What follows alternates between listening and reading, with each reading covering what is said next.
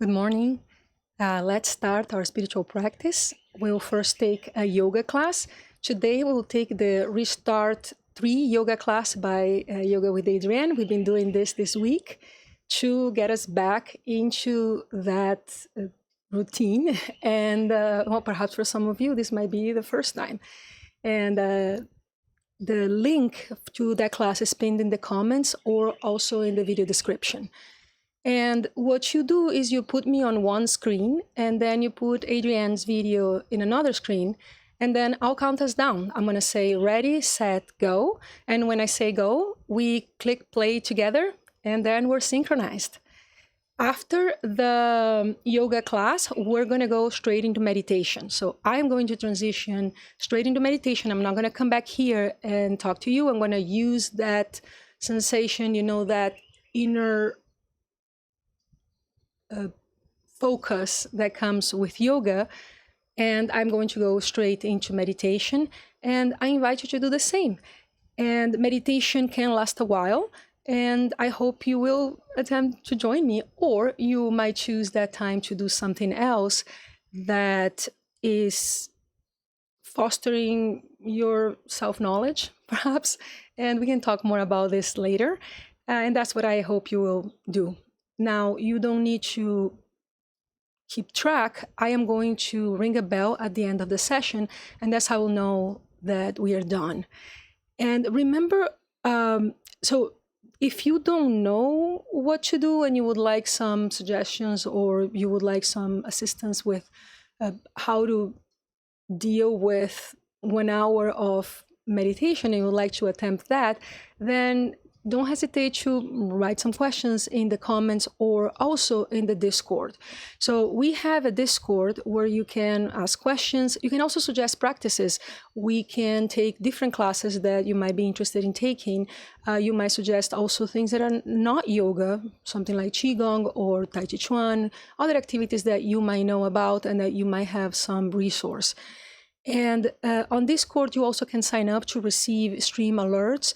It is particularly cool to be able to receive the alert for the session of the day earlier than you get it on YouTube or Twitch, because those only appear once I sign in.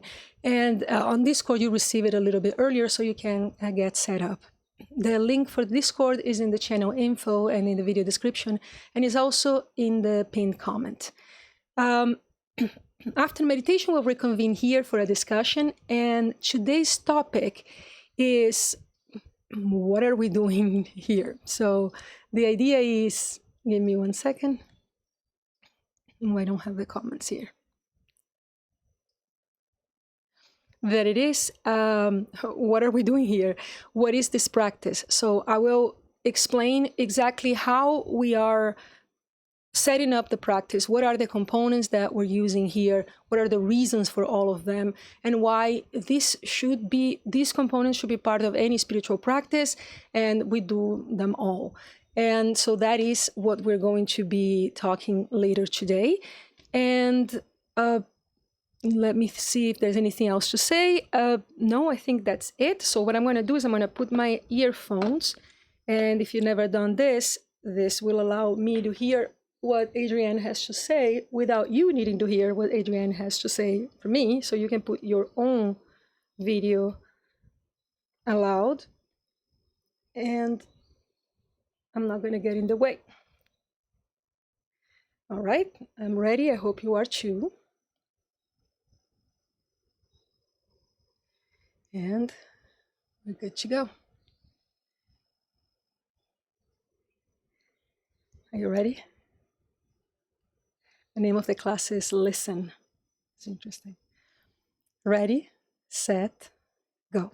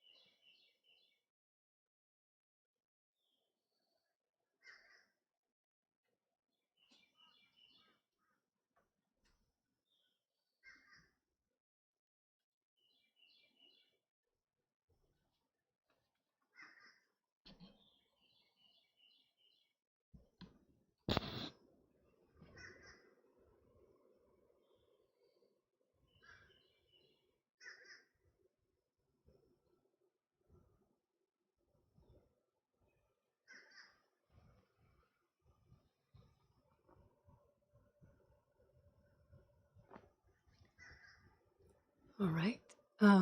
Hello, Legend Card Player. I hope you are still here. And yeah, happy Sunday to you too. My day is going well. My night didn't go so well. My dog is very young and, sometimes harder to train. All right, so I'm going to take a quick break and I will return. Just fix here the lights for later and change to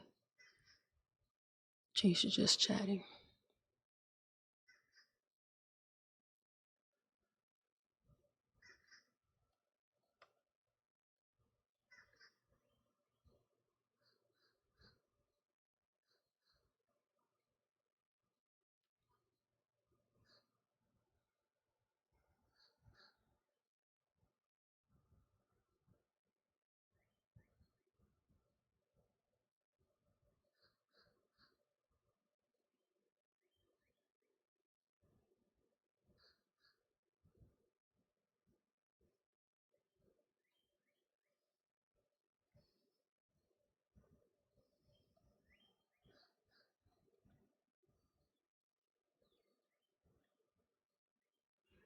All right.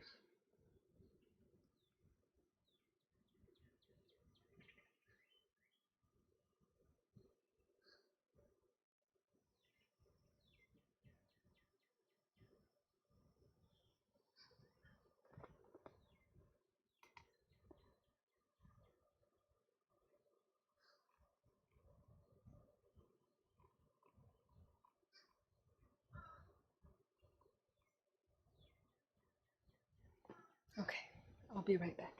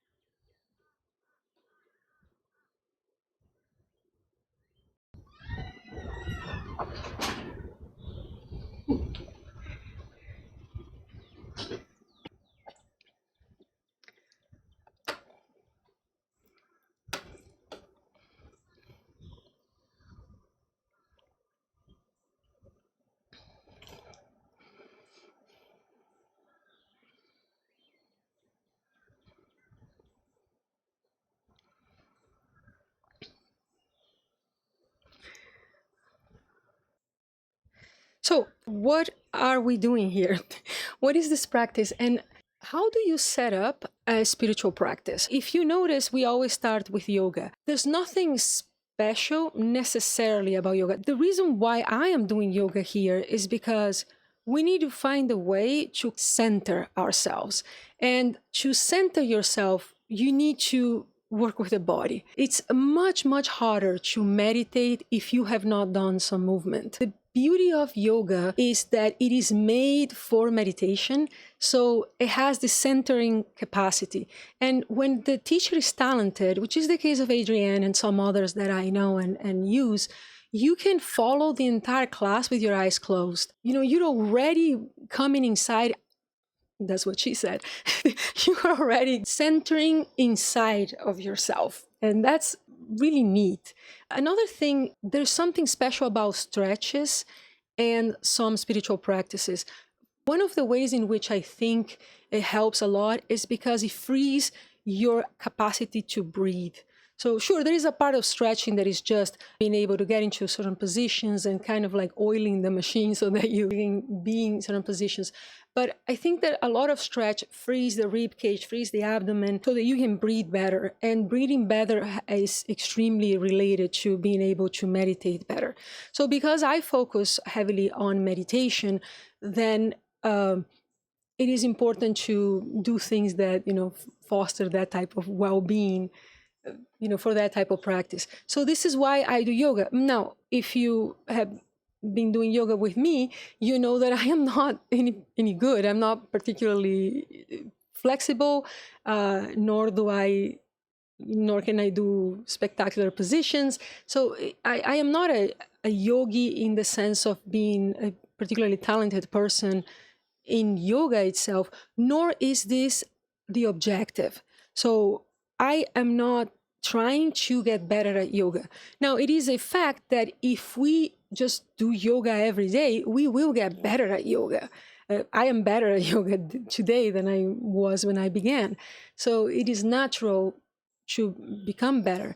But that, again, is not the objective. I'm not choosing a practice based on an intention of becoming better at yoga. I'm choosing practices that are going to hopefully match the spirit of what I'm trying to do. So in this case, in the case of this week, we're talking about restarting. And so it makes sense to get a sequence that is nicely done by Adrienne that is aimed at that. And in other times we'll search for something else, and sometimes it will be just random. One thing that I find stimulating is to have practices that are very varied. I love to have different things, and that's what I'm bringing here. ADHD brain and the novelty is one factor there. Things can get boring sometimes, but there's two important aspects of it.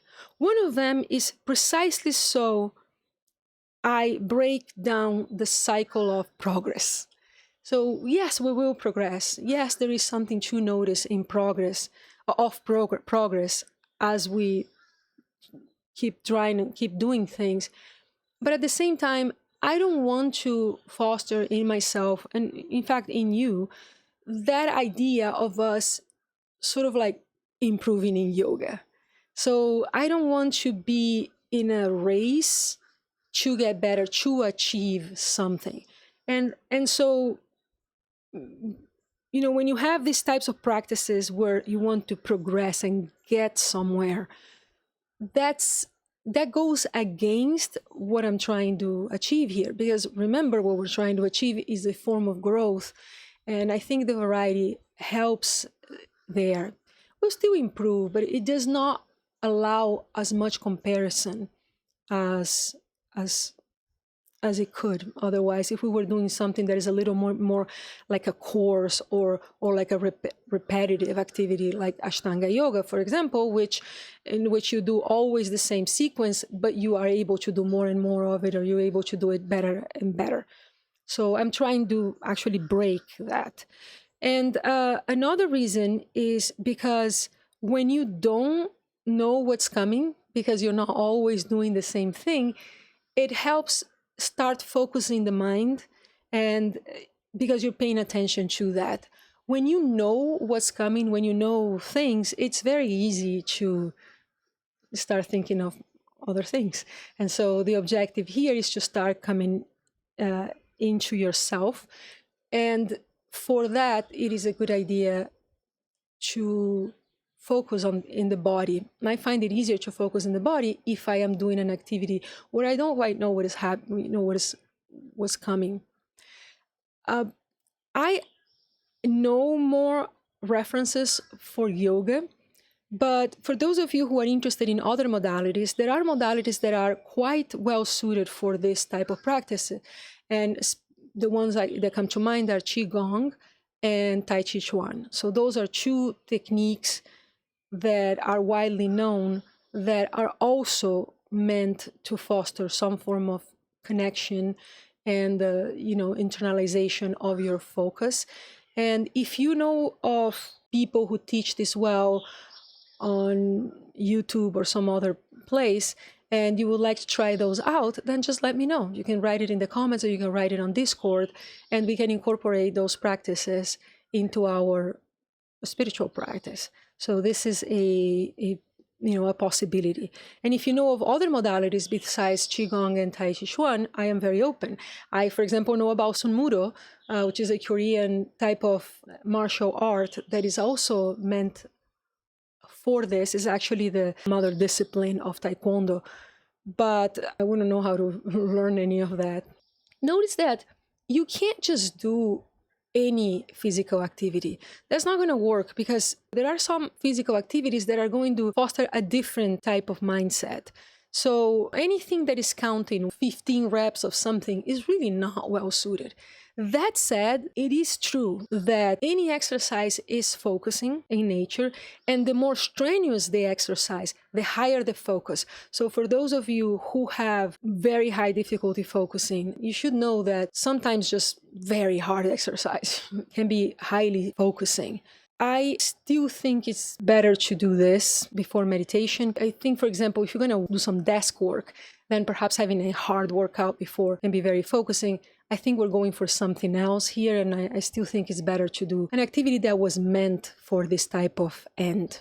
One thing that is important to notice is that you might be very good at yoga, and you might feel that it is very important to not waste your time with something that doesn't progress, and you might think, oh, Adrienne talks too much, or she's going to be too slow. I'm not going to just do Adrienne, but it is true that Adrienne has an enormous library that's free, and she does have a focus more spiritual than most of the references that I have access to. I do know of 2 other sources that have that type of mindset, and I want to bring them up as well. But it's not really all that often that you find that. A lot of the yoga online is just exercise. The problem is that people want sometimes these things because it gives the impression that something was achieved, that you have done your homework, and that's really something I want to avoid. That said, it is incredible what everyday movement does. So we have a mindset in the West of sometimes working 2 times a week, but doing it to failure or doing something excessive, always working at a level where you have, very high stress. The problem is that stress then needs to be counterbalanced. So whenever you stress your body, you need to also rest it. And it fosters a cycle of break and recovery that we have grown to believe that is necessary. And sometimes people don't realize that extremely high repetition, because you do something every day at a lighter level, can be way more effective simply because you end up just putting many more reps. So I have found this type of exercise to be incredibly effective as an exercise indeed. So, if that's all you do, that's going to be excellent exercise. So I wouldn't put it behind, I wouldn't sneer at it. It's the same thing as walking every day. It seems silly, but if you walk every day, you see it's pretty effective. It has characteristics that are incredible. And, the problem is every stress needs to be paid. This is why, by the way, Shavasana, right, that rest at the end of yoga is so important because it tries to calm the nervous system. By calming the nervous system, you achieve a lot. It's not just for your brain, it's for your body, because when the body knows it is no longer stressed, it can then work on recovery. So the low stress state is a state where growth happens better. When you stress your body a lot, and that is true for the mind, it's true for any kind of stress. When you stress yourself a lot, then it's fine. It primes the body for recovery and therefore homeostasis, growth. But you still need to rest, because if you don't rest, then the body remains on that state of alertness. And in the state of alertness is not going to grow, is not going to learn, is going to just be alert. Consider that if you were in a war zone, are you supposed to be learning math in a war zone? No, you're supposed to be surviving. So your body and your mind are going to keep you awake, alert, to have high, fast reflexes. The entire way that your entire being is going to be focused on survival and not on growth. So to grow, you have to be in a calm state, in a center state, in a parasympathetic state. So, to grow muscle, to grow anything, your mind, but also your body, you need to let it rest. And so one idea is to stress it a lot and then rest a lot, which is sort of the model we follow. But guess what? Another idea is to just not stress it so much and give it just enough input. And you'd be shocked how impressively effective that is. Another thing too that is true is that when you don't put a lot of stress into your body, then it doesn't have to go so much into conservation mode. So it does not have to accumulate resources because your body is wealthy, right? Is rich.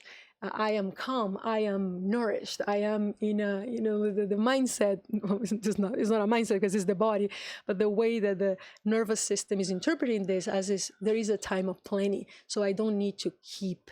And so, it's easier to have a higher metabolism, for example, which is always good, not only from a perspective of, weight loss and these things, but also from the perspective of just having a healthy digestive system, which is important for so many more functions than just body weight. All right, so that's the part of the exercise that we do and the reasons for it. I am not doing everyday pranayama. So in this sequence, we are not doing any pranayama. Pranayama will be the breathing exercises. The objective of this part is the preparation of the non-physical body. Let's just put it that way. Another way to put it is the preparation of the energy bodies. So the preparation of your energy for meditation. There is nothing as effective as pranayama. I think it's just spectacular what it will do for you in terms of boosting your meditation.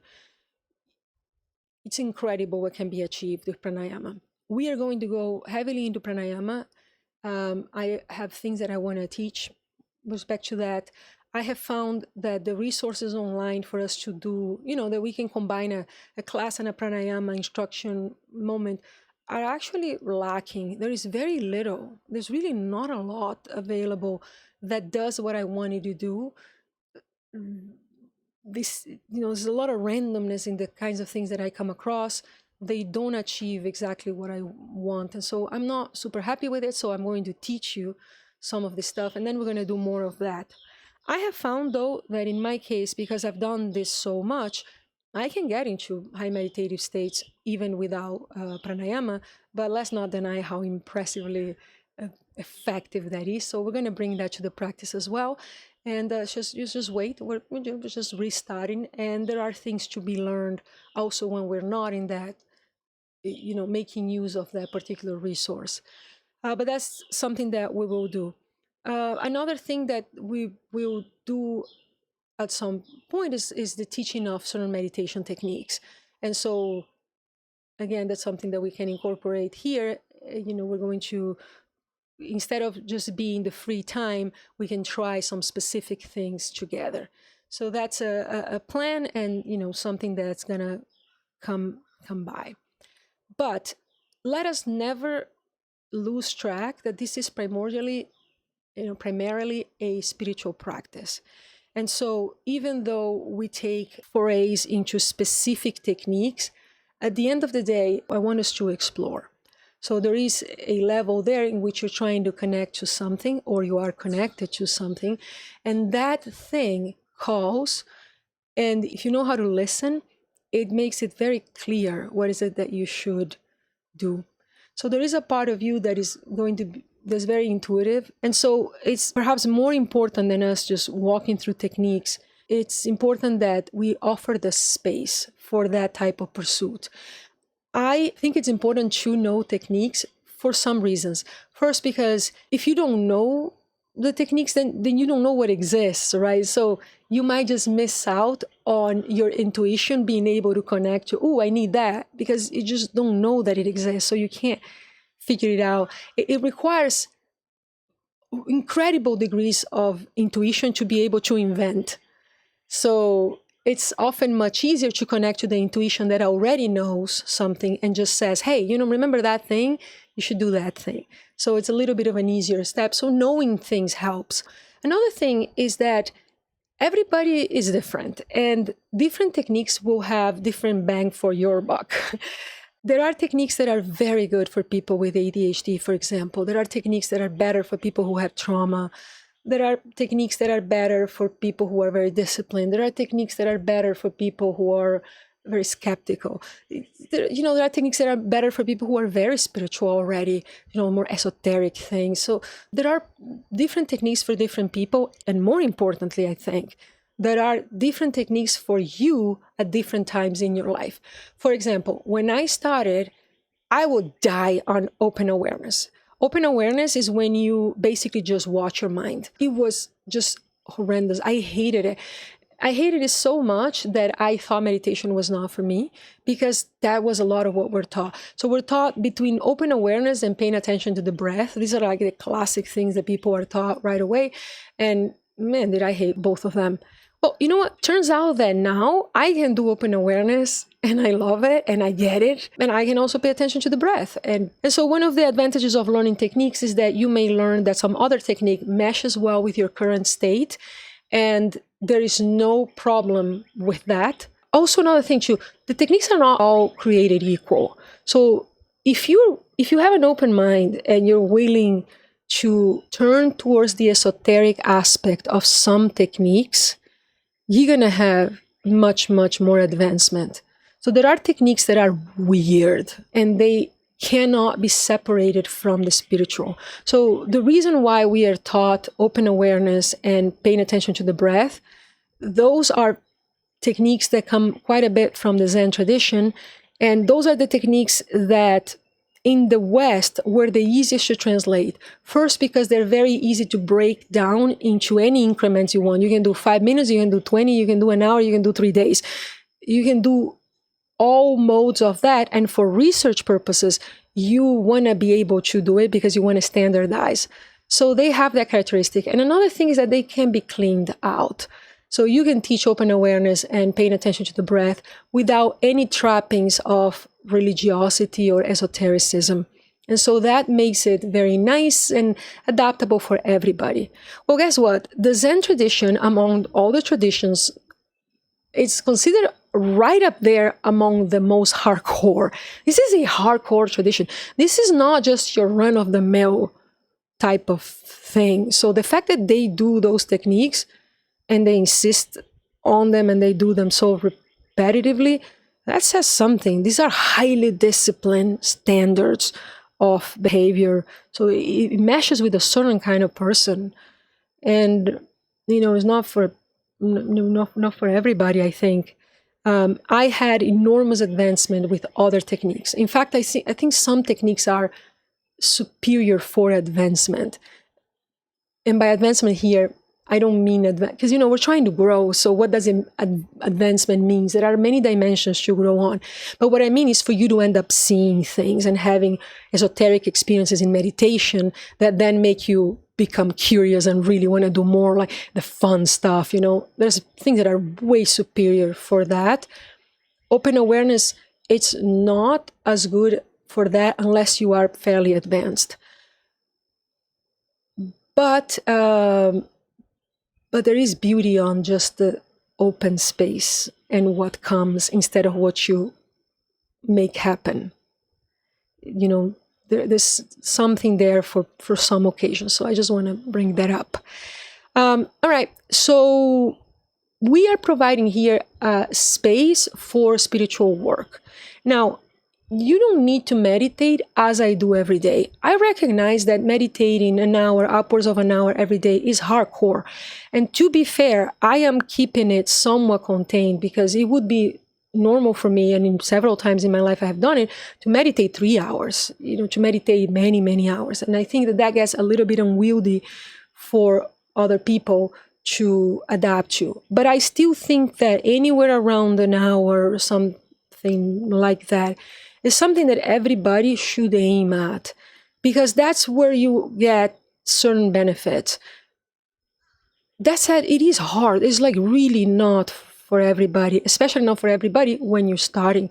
So you don't have to do that necessarily in the same way that I do. But I do ask you for some things. First, that you dedicate that time for an activity that's going to foster self-knowledge, knowledge of the inner dimension that we spoke about in the previous times we met. So it is all about getting to know the inside of you. And so if you are not ready to meditate, then you should dedicate that time to do something else that can drive you in that direction. So a thing you could do is to journal. Now, when you journal, there are ways, let me say this first. When you journal, that is not a very great activity for knowing the depths of the inner dimension. It is a great activity for knowing the depths of your mind. But you do have to work with your mind. So getting to know your mind better is always good anyway. So it's as good an activity as any. It is not great to walk us towards those experiences I want you to have that are going to get truly connected to the divine. So what we're really trying to get here is to a level where you meditate because you love it, and because you connect to it, and because you need it. And you need it because you're getting the connection to the divine. You're understanding the nature of reality, and you're getting in contact with that. That's what we're aiming at. But on our way, we're going to get there however we can. And if you're not ready for this yet, no guilt. Get to know the tool. And the tool you have to do it with is your mind. And so you have to work with your mind and also against your mind, right? So it's a thing that is interacting with everything we do. And so might as well get to know it, might as well fix the hangups. And so, journaling and anything that requires writing. So there is morning pages, or there is to do some cognitive behavioral therapy in writing. There is many things that you can do in writing that are going to be useful. And those are not meditation. So you have full control over what's going to happen. So it's a lot. It's great. For those of you that want to try some meditation that is very low stakes in terms of how much suffering you're going to have, I suggest that you do the introductory sequence of the Waking Up app. So that's an app that Sam Harris designed. And the app is brilliant. It has many things to recommend it. It's still an app, so it's still all about guided meditation. And guided meditation is a great way to begin to meditate. But the problem is that it's not going to get you what I want you to get. It's very hard to get it there. And so it is always going to be a chore. It's always going to be this habit you're trying to build. I want you to get to the place where you get what we're doing here. And it stops being this struggle and this thing you need to fit in your life. That said, the introductory sequence of the Waking Up app, which by the way is free. The app itself is not free, but that sequence is free. It's a work of art. So what it has is it has several sessions of about 10 minutes each. So they're super short, very low investment of time, where he does some guided meditation, but he walks you through several techniques. So it's great because you learn things that are varied. So it's fun. It's really fun. And then after that, he also has a class of about 10 minutes as well. So you combine a session of practice and then a session of learning. And it's fairly short, and it's wonderful. I really think it's a great place to start. The style of the Waking Up app comes from, I think, the Dzogchen tradition. That's most of what Sam Harris seems to like. That is another hardcore technique. Again, it's one that can be cleaned up. It is one that you can remove a lot of the esotericism, so it can appeal to a wide audience. But that's a all sudden realization. So you're basically at 0 until you're 100. It's more or less how this is. It's like nothing, nothing, nothing, nothing, boom, get it. But I mean, the nothing, nothing, nothing is very hard. And so not everybody's going to mesh with that. I found it to be a lot of fun to play with for a long time. I played with it for a while when I started. Didn't get any big revelation from that. I wonder what would happen if I returned to that technique after all I've seen. I will say, though, the path, I might owe it to that. Because although it was not an esoteric gain, it was right after a meditation that I learned something that I'll tell you eventually. And it drove me towards a treatment, which then drove me to everything that happened. And it happened right after a meditation session when I had been meditating with the combination of that app and the Headspace app for about 6 months. And I was doing yoga and those 20-minute sessions. And I wonder, because I think that that opening, no matter what, still brought something incredibly important to my life. Right up there, one of the most important things that ever happened to me. So not quite esoteric, but yet so important. So let's not sneer at the guided meditation stuff. It's a fine way to begin. It's not what I'm going to focus on here, but you can definitely just do that. Then there is another thing that you could use, which is the app Synctuition. Now, Synctuition, is SYNCTUITION. So Synctuition gives you some immersive 3D spatial audio journeys with binaural beats and ASMR. It's like the combination of everything. So it's insane for your ADHD types, because what it does is that it overloads your senses with input that is extremely pleasurable and kind of like opens a sort of picture for you. That technique, so Synctuition is good because if you are not able to do any of this yet, then it's going to bypass a lot of the problems, because it's going to keep your brain kind of like trained. It's going to keep your brain right here so that you can give it a rest in a sense. But it has some very cool things. So a lot of techniques, especially techniques that are very important for Western magic types of activities, and a lot for Tantra, they have to do with imagination, the ability to imagine. We're going to work with that at some point. This is actually hard to do. And what this app does is it works you through a state where you are working that capacity. And that capacity is really nice for intuitive learning, for intuition in general. And intuition is right up there with the knowing of the essence of reality. So this is one of the things you need to work anyway.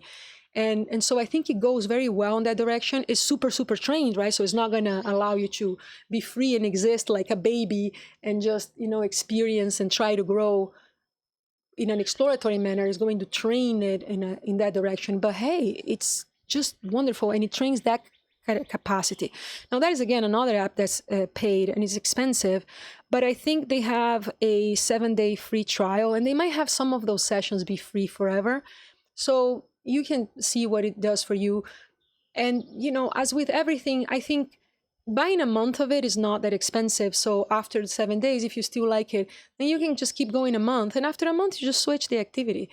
It is really cool. It has some things that are nice for people who are not ready, but are wanting to explore their minds.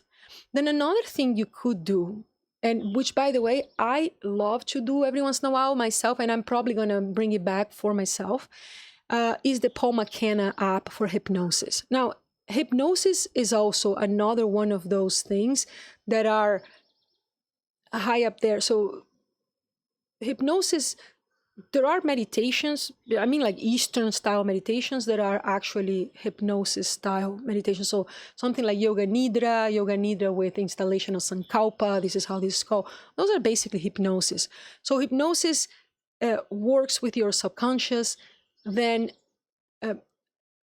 breathing in the ground of your subconscious mindsets and thoughts that are of the kind you want. Because right now you have that, but breathing thoughts and mindsets that you don't want. And what it does is it installs a program that is different. Now, the work of growth, spiritual growth, at the essence is the work of eliminating all of these programs, right? So the death of ego. But it pays often to substitute bad ego for good ego. So substitute bad patterns of thought with positive patterns of thought that allow you to advance a lot further than just worrying about eliminating it all. And I like the Paul McKenna app. So it's Paul McKenna, MACKENNA, because his hypnosis sessions are fun. They are around 20 to 25 minutes. They are they are he has like a lot of offers. So whatever problem you're having, there's a high chance he's going to have a sequence there for you, a meditation there for you. And you know what? It works. That stuff works. It's pretty incredible how much it works. Now, Paul McKenna has, I think, a 7-day free trial. And again, it's one of those apps that if you pay per month is not that expensive, so that you can try it out, continue a little bit longer. Now, a session of hypnosis is 7 days. So with a 7-day trial, you can do a 7-day experiment with one of those sequences, and just use that. So that is something you could do, and that is something I am going to do at some point. Every once in a while, I feel like, oh, I want to do this, and I think it's such a weird thing, hypnosis. There's a degree of it that I don't understand. I wish I understood it more deeply, how it really works. It almost seems as if the people who are good at it, is as if they know the process, but I would like to understand what is under the hood of it. And I have researched it, and it's really not that easy to understand it. A lot of it is not really known. So it's something that at some point I want to know more. But it's really incredible how it works, because for me at least, I would do something like that. Normally it gets worse, whatever it is that I'm working on. So it sort of gets worse. And I get irritated, I get mad. I used to, I don't get that much mad anymore, but I used to get mad.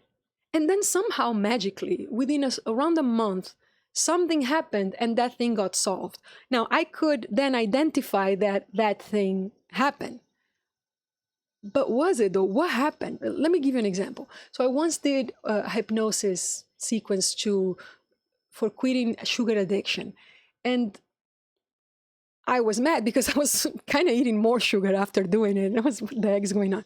Well, within that month, a sequence of things happened that led me to discover a type of eating or a reason for something, where I then ended up eating substantially less sugar. Now, sure, I discovered something that then piqued my interest, that then made me start doing something, that then made me consume less sugar. The sequence is very logical if you eliminate the hypnosis.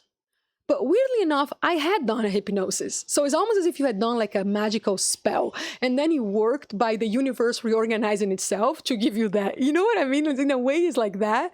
So it works like that as well, a lot. And with me, it seems to always work like that. I'll do it, it sort of doesn't, and then all of a sudden life changes so that it does. It's really cool. I don't know. It works. And I don't quite get it. I kind of feel like I actually know how it works. It's just so esoteric. So esoteric. It's basically akin to spells in a sense, which, by the way, is something to understand. And then another idea is the Luminate app. So that's Lumenate. So the Luminate app is a type of meditation that can give you psychedelic imagery. It's awesome. Now, it logistically requires a little more, because you need to be at a very dark room. So you need to be in a completely dark room, which can be hard. For me, I found it to be kind of impractical. But if you can get a very dark room, then you work with the flashlight of your phone. You have to position it in a certain way. It's, a bit annoying in the way you have to set it up. And you put some headphones, and then it does a whole lot of things to you. But it's really cool because it produces psychedelic imagery. And that is, first of all, fun. But second, it's also a valuable exercise, because it fundamentally, at the essence, is training third eye kind of thing. So it is training the ability to see certain things. So it is, so by the way, it's directly on your center of intuition. So it's again another one that indirectly is, or perhaps rather directly, is working your intuition. So it is going to be useful, and it is very fun. It's so interesting. So that's cool. You can't do it if you have epilepsy. That thing is going to be bad. It probably has a lot of warnings there for epilepsy. Now that one, I think it has some free sessions that are free forever. Then after that, I think is one of those free trials that you have to put your credit card, and then you have to remember. That kind of sucks, but that's what it is, for you to try them out. So those are some of the things you can do with that in that space of time. Whatever you do, I ask that you dedicate it to something like that, even if it is something like just at the end of doing some of those activities, you still think it's too much time. Okay, then just work on getting ready and work on preparing your day or planning. Just do something that is centered and centering for yourself. That's the ask. Okay, that's the ask. And then another thing though to say though before we move into the last part is that you don't need to sit upright as I'm doing. Sitting upright in meditation positions is hard. It requires some muscle. It requires some levels of flexibility. It is very hard, and you can really watch your. Let me get this straight. There are reasons to sit upright. There are big reasons to keep your spine straight. So it is very good if you can keep your spine straight. But truly, the importance of keeping your spine straight, they become way more evident once you either are going to meditate for a long time or you're going to meditate very frequently. Because having that spine bent in any way is going to cause you trouble. It's going to cause you pain directly, but it can also cause you problems, like as in actual problems, muscle problems and posture problems and so on.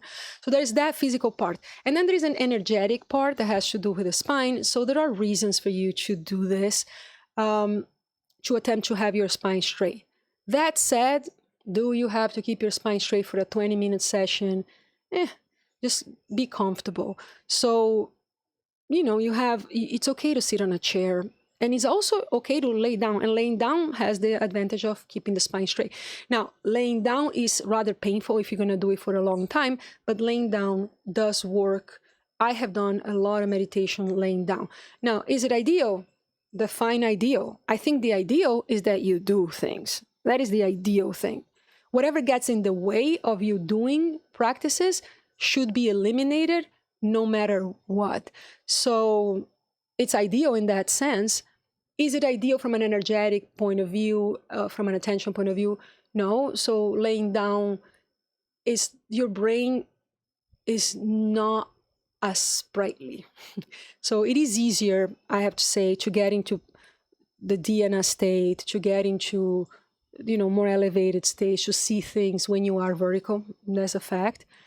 But it's harder to do it laying down, but it can be done. I have to say, some of the most amazing things I've ever seen happen laying down. So it is possible. Now, of course, if you're falling asleep, that's a problem. So I found that meditating laying down in the morning, as soon as I wake up, is perfectly possible. When the afternoon comes, then it just kind of reads as a nap. It gets a little bit more dangerous. But hey, in the morning is actually pretty cool. Now, I have struggled with a hip injury for a while. So for 2 years, I was unable to meditate upright, and I just meditated laying down. And again, it was some of the 2 most spectacular years in terms of the kinds of things that happened and that I learned, that I saw. And so it's fine.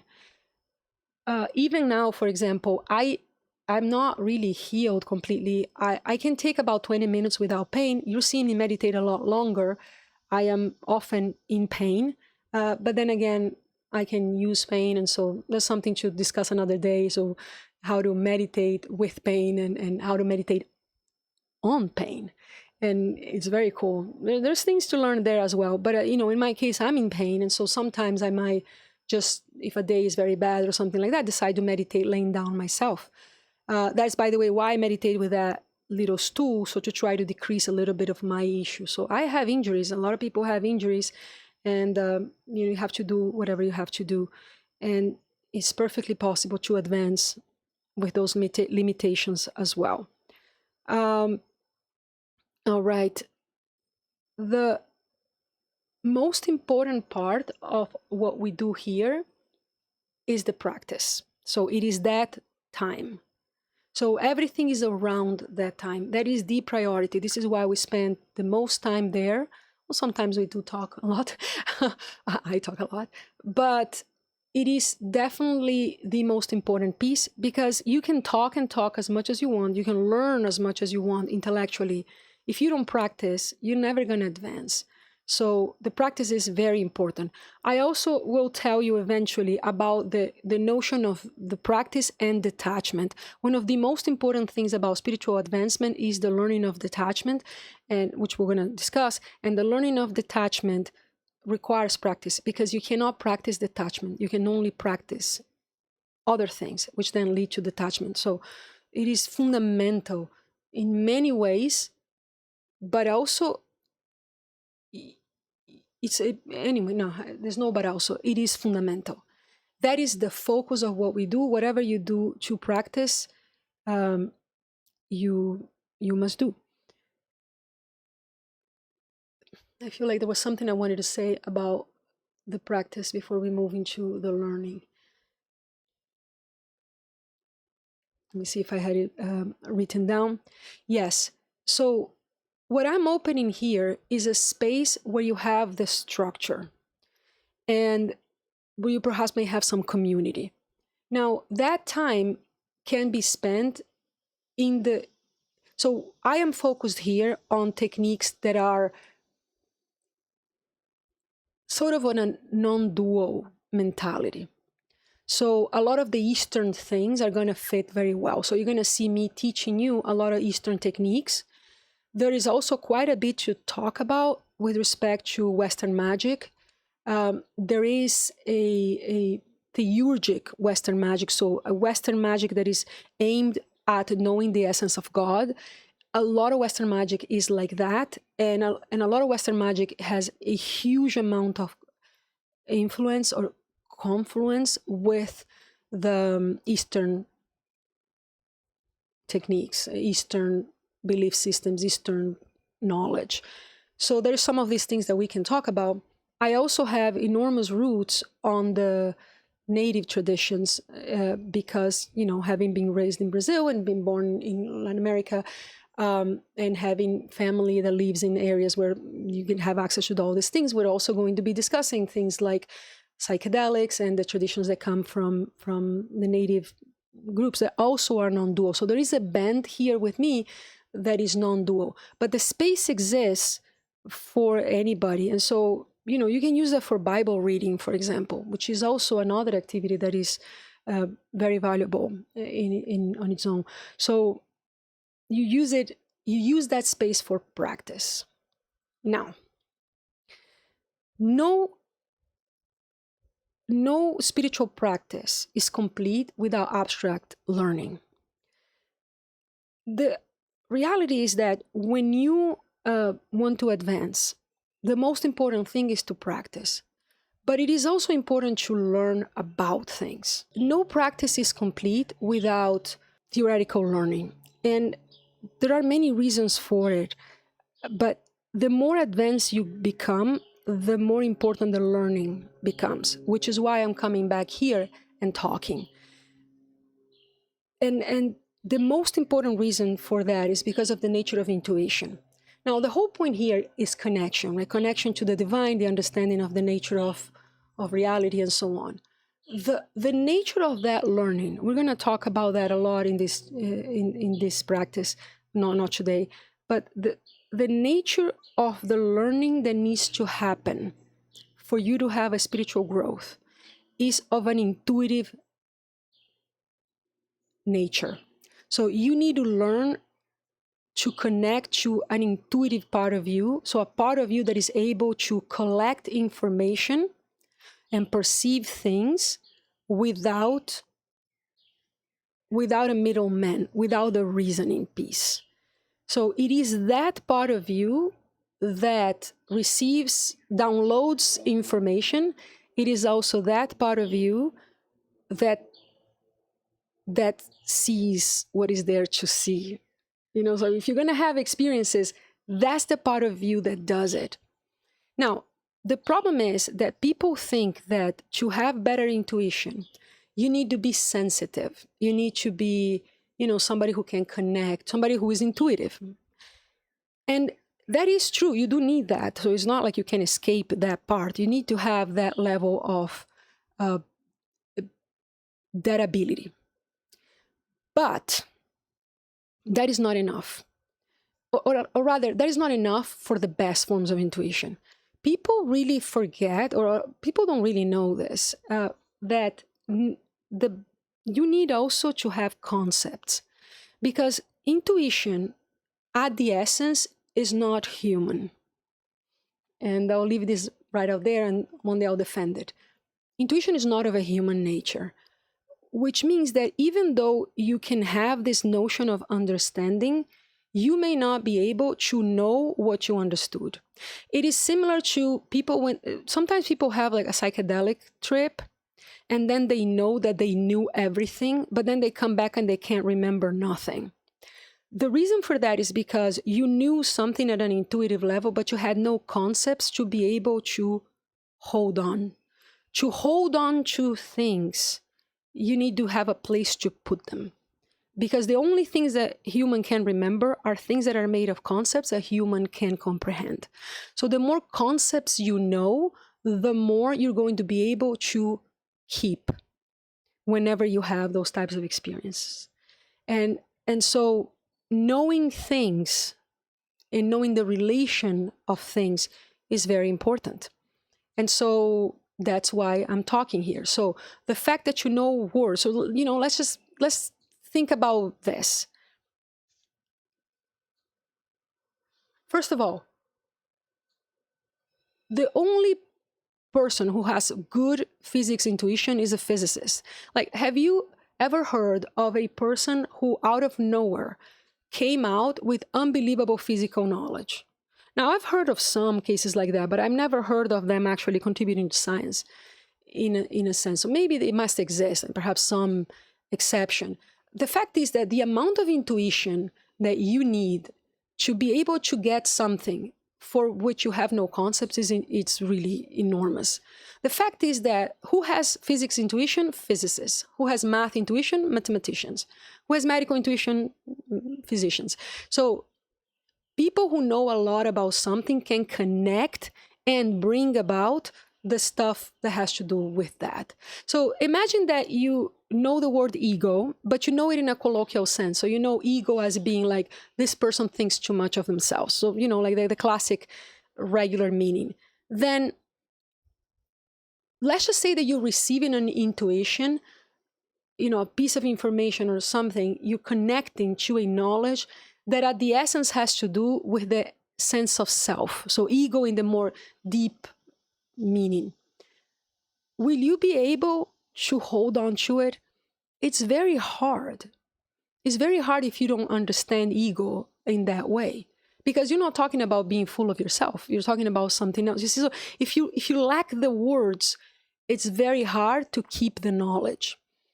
And so knowing these things, knowing these words, knowing how they relate is fundamental, because that is how you not only connect to the divine, but you hold it and you are able to stabilize. You're able to work with it and so on. Another thing too is that when you're talking about advanced practice, things can get very scary. There are things that you confront, things that you see that are incredibly scary. And why are they scary? Because you don't understand them. So the more you understand what is that you're looking at, the easier it is to deal with it and to remain cool and to have the proper attitude, because the work of spiritual growth is not easy work, is not necessarily nice. It has a lot of wonderment, it's wonderful, but it's also there are things that are huge confrontations when you should do not only shadow work, right? So the classic, when you do shadow work, that's this hard stuff. But also when you get into the esoteric realms, when you get into esoteric things can be scary. And so there's a big difference between knowing what you're looking at and not knowing. And finally, if you don't know what you're looking at, you don't see. Remember the conversations of previous days. Sometimes you just don't see the things that you don't know. it's just impossible to see. You just don't know that it's there to notice, so you never do. And so it is important to do that, which is why we do this conversation. Now, the beauty of this conversation is that you don't need to be sitting down listening to me. Then you can move on with your day. You can start, I don't know, cooking a meal or doing something like that while you listen to this, or you may listen to this later. But it is important that you get some knowledge in whatever capacity there is. And here there is a space where this can be had.